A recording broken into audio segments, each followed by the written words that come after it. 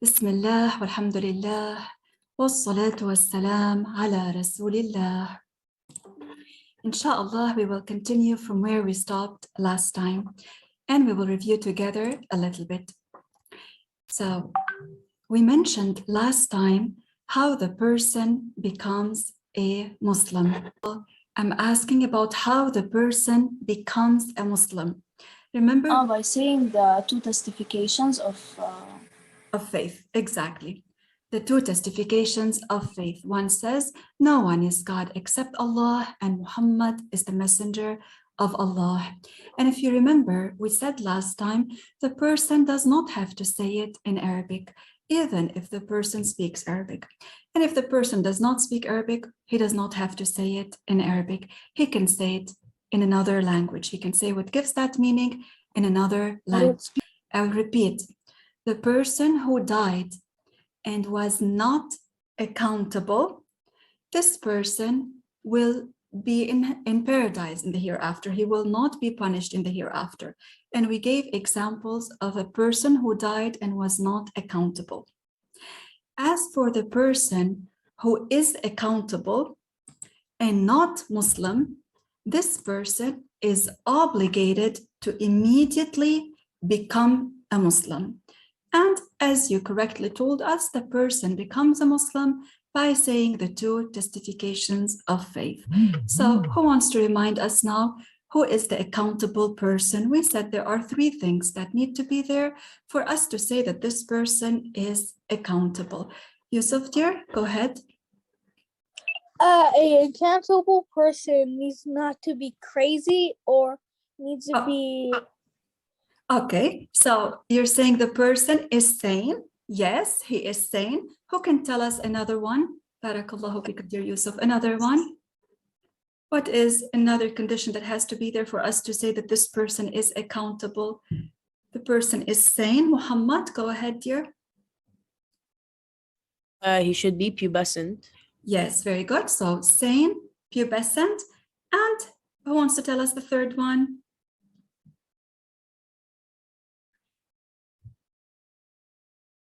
Go ahead, Mia. They must have heard the call of Islam in a language they understand. Excellent, mashallah. This person has to have heard the call of Islam in a language that they understand. For example, if they heard no one is God except Allah and Muhammad is the messenger of Allah in a language that they understand. So then if this person is sane, meaning not crazy, and is pubescent and heard the call of Islam, and this person was not a Muslim, he or she is obligated to immediately become a Muslim by saying the two testifications of faith. Now, my dear, what do the two testifications of faith mean? They mean that I declare with my tongue, when I say no one is God except Allah, it means I declare with my tongue and I believe in my heart that no one deserves to be worshipped except Allah, that no one is worshipped rightfully except Allah. I will repeat it again for those of you who are writing. So what does it mean, no one is God except Allah? It means no one deserves to be worshipped except Allah. This means no one is worshipped rightfully except Allah. Now, why are we saying no one is worshipped rightfully except Allah? Because we know that there are people who worship other than Allah. But whatever they are worshiping other than Allah, this is not worshipped rightfully. This, whatever they're worshiping other than Allah, does not deserve to be worshipped. Yes, dear Muhammad, you're right. So whatever they're worshiping other than Allah does not deserve to be worshipped. Therefore, and when we say and Muhammad is the messenger of Allah, it means also I declare with my tongue and I believe in my heart that Muhammad, who is the son of Abdullah, who is the son of Abdul Muttalib, is the messenger of Allah to all humans and jinn. The Prophet ﷺ was sent to all humans and jinn. Jinn is another creation that we will talk about later, inshallah. So the Prophet ﷺ was not sent only to Arabs, no. He was sent to all humans. So one has to have the proper belief in Allah and the messenger of Allah. When the person says them, he also has to believe in them correctly. If they do not have the proper belief, this person is not a Muslim, is not a believer. And remember, we said that a believer is a Muslim. So if I say this person is a Muslim, it means this person is a believer. If I say this person is a believer, it means this person is a Muslim. We gave examples. We said if a person believed that God has a body, this person does not have the proper belief in Allah. Even if he is saying with his tongue, no one is God except Allah, but he is contradicting it. He has a belief opposite to it. So this person would not be a believer, because the believer believes that Allah is not like us at all. The Muslim believes that God is not like his creation at all. God created all the creation, and he does not resemble his creation at all. And this is now the fourth attribute of Allah that we are mentioning today. So the fourth one, for those of you who are writing, is non-resemblance to the creation. Non-resemblance to the creation. In Arabic, we say al-mukhalafatu lil-hawadith. Non-resemblance to the creation. It means God does not resemble the creation at all. God created bodies. God does not have a body. God created the face, eyes, hands. God does not have a hand or face or eyes. God created places and directions. God is not in need of them. He existed before creating places without a place. After creating places, God does not change. So the fourth attribute is non-resemblance to the creation. God is not like his creation at all. We mentioned last time 3 attributes. Who wants to remind us of the 3 attributes that we mentioned?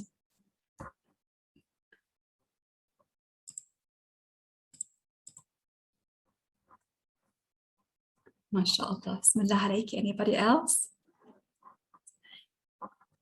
Okay, go ahead, dear. Mia will say one and Muhammad another one. Okay, everlastingness.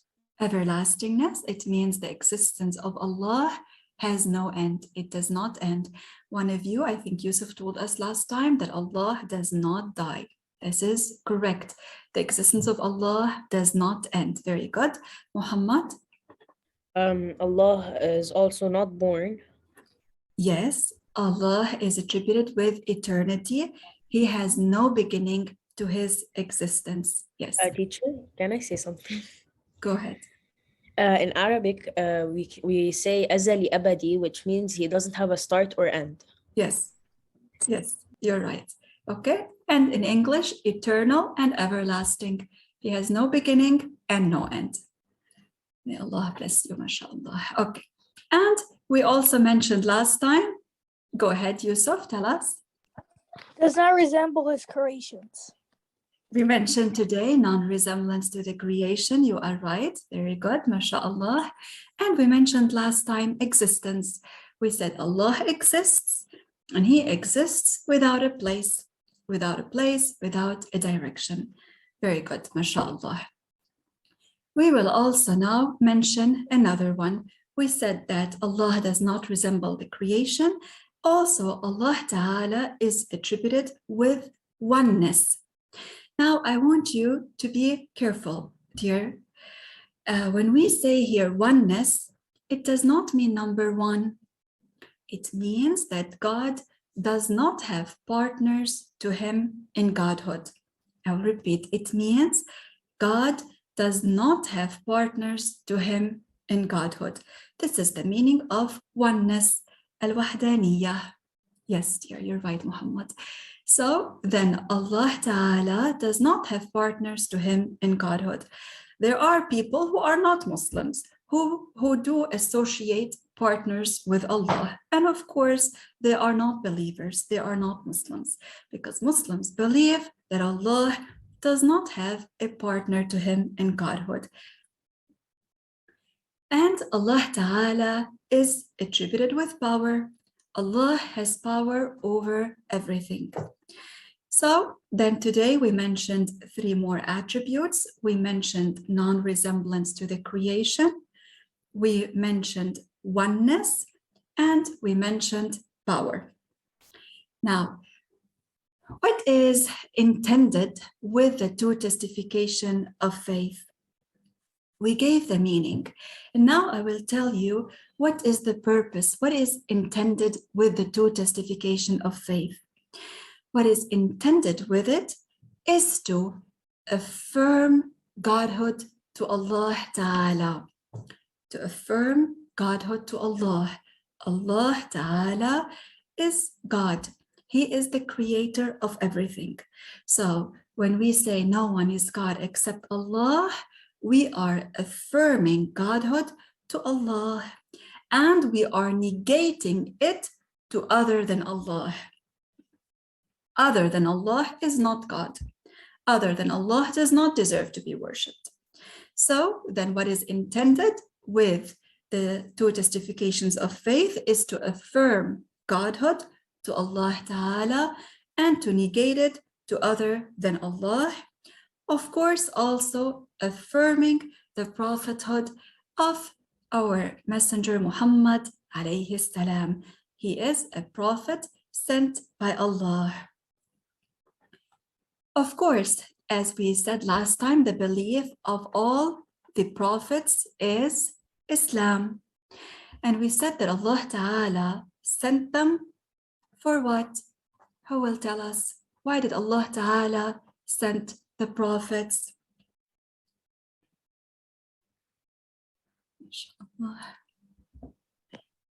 Go ahead, dear Mia, to guide the people to what benefits them in their hereafter.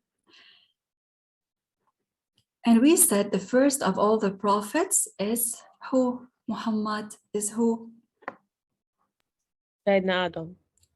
Yes, Prophet Adam alayhi salam. Who remembers who came after Prophet Adam alayhi salam? The Prophet Chief. Prophet Chief. Prophet Chief, and he was the son of Prophet Adam. So Prophet Chief received prophethood. After Prophet Chief, who received prophethood after Prophet Chief? Do you want to tell us, Yusuf? Idris. Prophet Idris alayhi salam, you are right. And the fourth one, Sarah, can you tell us? Who was the fourth prophet? Nabi Nuh. Prophet Nuh, mashallah, Prophet Nuh. And we said that Prophet Nuh was the first one sent to non-believers. He is not the first prophet, but he was the first one sent to non-believers, because we said that at the time of Prophet Adam alayhi salam, and at the time of Prophet Chief and Prophet Idris, people were all believers. They were Muslims, even though there was a sin committed, but it was not kufr, it was not blasphemy. So they had the correct belief. However, after Prophet Idris alayhi salam, kufr occurred from the people, among the people, and Allah Ta'ala sent Prophet Nuh to people who were non-Muslims. Now we're going to mention the proof from the Quran of the obligation to have the proper belief in Allah and His Messenger. So the verse that I'm going to mention now is proof from the Quran that it is an obligation to believe correctly in Allah and in the Messenger of Allah alayhi salam. Allah Ta'ala said in the Quran, وَمَنْ لَمْ يُؤْمِنْ بِاللَّهِ وَرَسُولِهِ فَإِنَّا أَعْتَدْنَا لِلْكَافِرِينَ سَعِيرًا.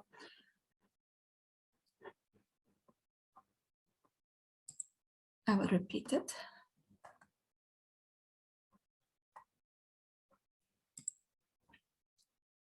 Allah Ta'ala said, وَمَنْ لَمْ يُؤْمِنْ بِاللَّهِ وَرَسُولِهِ فَإِنَّا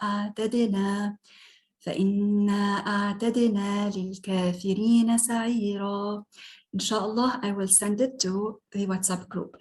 What is the meaning of the verse? It means that whoever does not believe properly, of course, in Allah and His Messenger, then this person is not a believer, and Allah Ta'ala has prepared hellfire for these people. This is then the proof. Can you please repeat the verse? Repeat the verse. Yes. Allah Ta'ala said, وَمَنْ لَمْ يُؤْمِنْ بِاللَّهِ وَرَسُولِهِ فَإِنَّا أَعْتَدْنَا لِلْكَافِرِينَ سَعِيرًا. I will write it, inshallah. Okay, so by that, then we gave also the proof from the Quran that it is an obligation to believe correctly in Allah and in the Messenger of Allah, Muhammad alayhi salatu wassalam. Okay, inshallah, we will now continue with what we started last time by talking about the Islamic judgments. If you remember, we said that the Islamic judgments are of 7 categories, and we mentioned the first one. Who wants to tell us what it is that we mentioned? Mia? Go ahead, dear. What is an obligation? Yes, so one of the judgments is the obligation, and we said in Arabic, we say al-fard, the obligation. And we said that this obligation is of 2 types. The obligation is of 2 types. What are these 2 types? Muhammad, go ahead.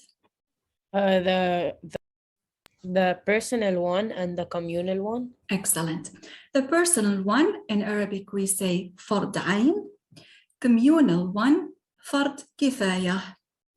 Now, before we talk about the difference between fard ayn and fard kifayah, personal and communal, let us give the definition of an obligation. What is an obligation? The obligation is that if the person does it correctly, properly, with a sincere intention, the person will be rewarded by Allah. Okay? And if this person is obligated to do it, if it's an obligation upon this person, and the person does not do it, this person deserves the punishment for not doing the obligation. The person deserves the punishment. Now, I want you to notice, I said the person deserves the punishment. I did not say this person will for sure be punished in the hereafter. I said this person deserves the punishment. The person might repent afterwards. And inshallah, we will talk about repentance later on. So the person might repent afterwards. If the person repents, then this sin will be wiped away. He will not be held accountable for it anymore. And Allah might forgive this person even if this person does not repent. Don't we, if we know of a Muslim who died, when we know of a Muslim who died, don't we ask Allah to forgive him? We do. We ask Allah to forgive this Muslim. So Allah Ta'ala might forgive this person who committed a sin and died without repenting. So the person who committed a sin, we say he deserves the punishment if he was accountable. If Allah Ta'ala willed for this person to be punished in the hereafter, he will be punished. If Allah Ta'ala did not will for this person to be punished in the hereafter, then this person will not be punished in the hereafter. Is it clear? If not, I will repeat it. It's clear. Okay, good, mashallah. So then, this is the definition of an obligation. Now, I mentioned that when we know of a person who died as a Muslim, this is the one whom we ask Allah Ta'ala to forgive. As for the person who died as a non-believer, as a kafir, we do not ask Allah to forgive him. No, because this person who died as a non-believer and he was accountable, this person will be in hellfire forever. That is for sure, because this is mentioned in the Quran. This person will not be forgiven. This is the person who was accountable and did not become a Muslim, or became a Muslim but then committed kufr and died as a non-Muslim, then this person will be in hellfire forever. This person, we do not ask Allah to have mercy upon him. We do not ask Allah to forgive him. This is very, very important because it is clearly mentioned in the Quran that Allah does not forgive the one who died as a non-believer. Okay, my dear? All right, so then, what is the obligation?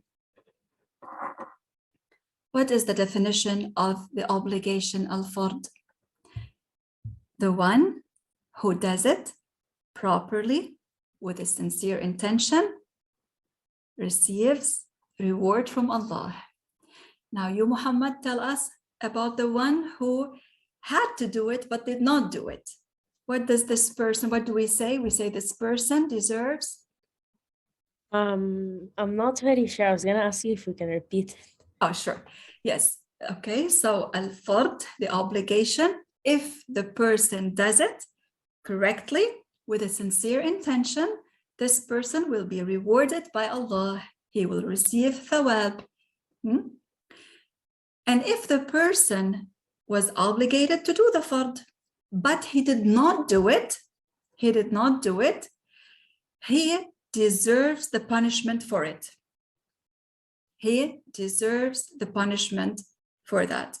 And I mentioned to you why we say he deserves the punishment. Okay? Why I'm saying he deserves, and I'm not saying that he will be punished for sure. Clear now, Muhammad, and everybody else? Yeah, thank you. You're very welcome. And Allah Ta'ala knows best. We will say together, Tahleel.